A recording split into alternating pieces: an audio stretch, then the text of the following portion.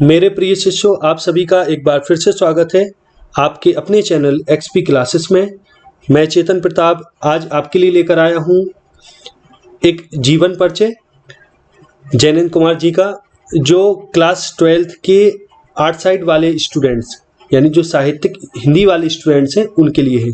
हालांकि ये other boards के लिए, अपने भारत में जो अन्य बोर्ड्स हैं वहाँ के एग्ज़ाम के सिलेबस से अगर मैच हो तो उनके लिए भी हो सकता है, या अन्य किसी क्लास के लिए भी हो सकता है जिनसे ये मैच हो।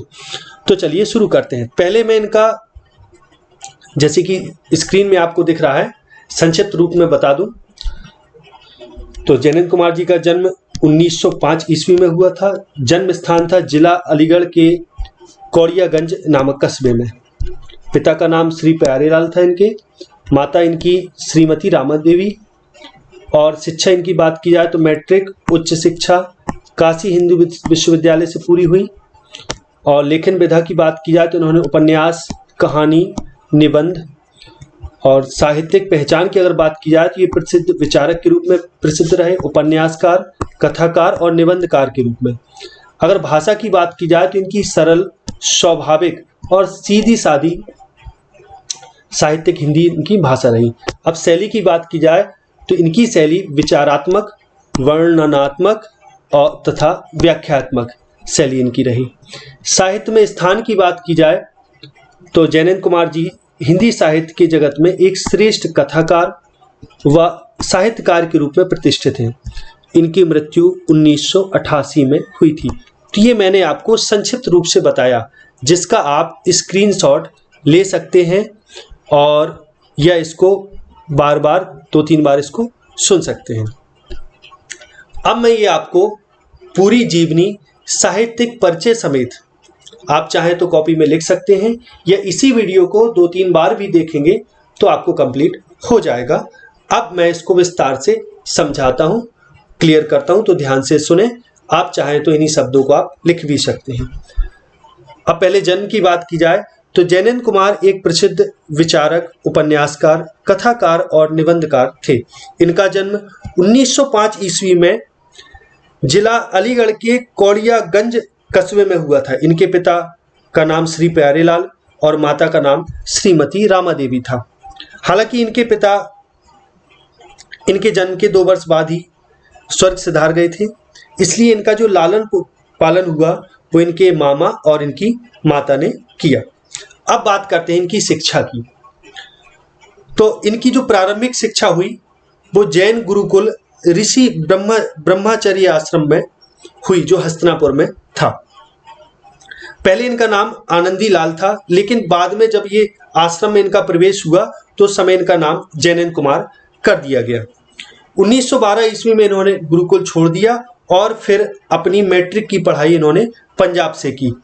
इन्होंने अपनी उच्च शिक्षा काशी विश्वविद्यालय से पूरी की और वर्ष 1921 में इन्होंने विश्वविद्यालय की पढ़ाई भी छोड़ दी और असहयोग आंदोलन में भाग ले लिया।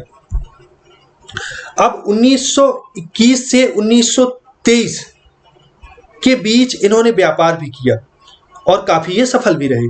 और 1923 में ये रायपुर चले गए और वहाँ राजनीतिक पत्रों में संवाददाता के रूप में कार्य करने लगे।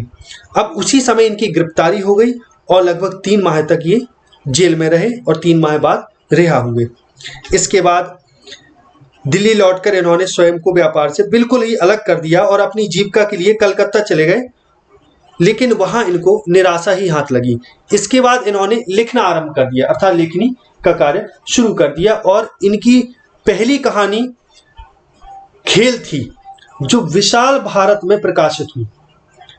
और 1929 में इनका पहला उपन्यास परख नाम से प्रकाशित हुआ, जिसके लिए हिंदुस्तान अकादमी ने इनको 500 रुपए इनाम दिया था। अब 24 दिसंबर 1988 को इस महान साहित्यकार का निधन हो गया। तो ये तो हुई इनके जीवन की बात। अब मैं बात करता हूं इनकी साहित्यिक सेवाएं क्या रही। तो जैनेन्द्र कुमार जी गांधीवाद से बहुत अधिक प्रभावित थे, प्रेरित भी थे। इसलिए जो इनके विचार रहे उनमें अहिंसावाद और दार्शनिक मत अधिक झलकता था। अब बात करते हैं इनकी लेखन विधा। तो इन्होंने कहानियां भी लिखी, उपन्यास भी लिखे, निबंध भी लिखे, संस्मरण भी लिखे और अनुवाद भी कई किए। अब बात करते हैं इनकी कृतियों की। तो पहले उपन्यास की बात कर लेते हैं।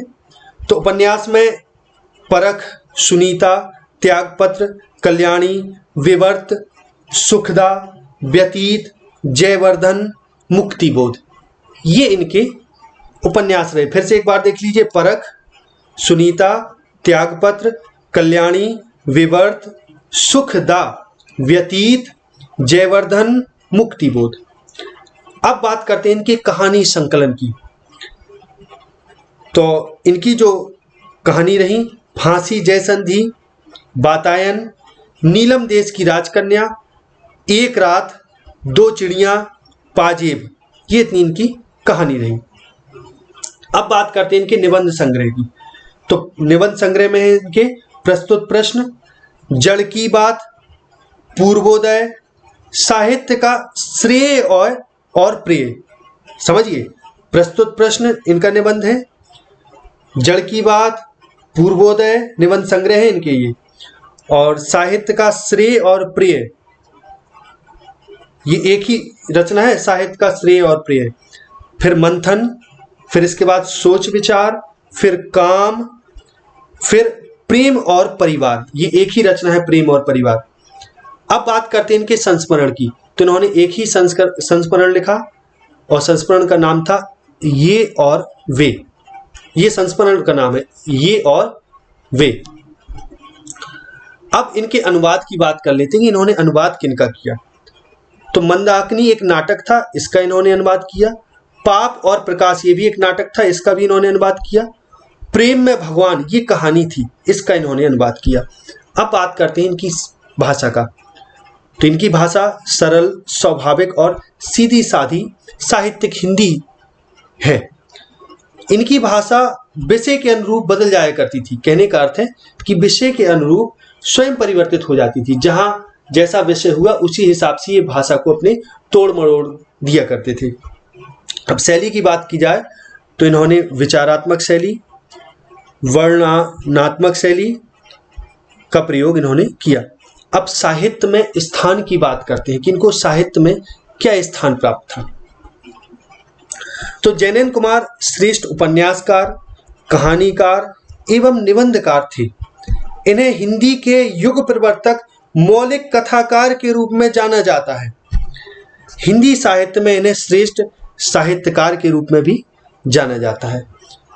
तो इस प्रकार ये इनका जीवन परिचय और मैंने साहित्यिक परिचय दोनों आपको इसी वीडियो में बता दिए हैं। अच्छे से कंफर्म करने के लिए आप एक दो बार वीडियो को देख लें, क्लियर हो जाएगा। और यदि आपको ये वीडियो पसंद आया हो तो इस वीडियो को लाइक करें, इसको अधिक से अधिक शेयर करें। आगे हम अगले वीडियो मिलते हैं, तब तक के लिए नमस्कार, जय हिंद, जय भारत, वंदे मातरम।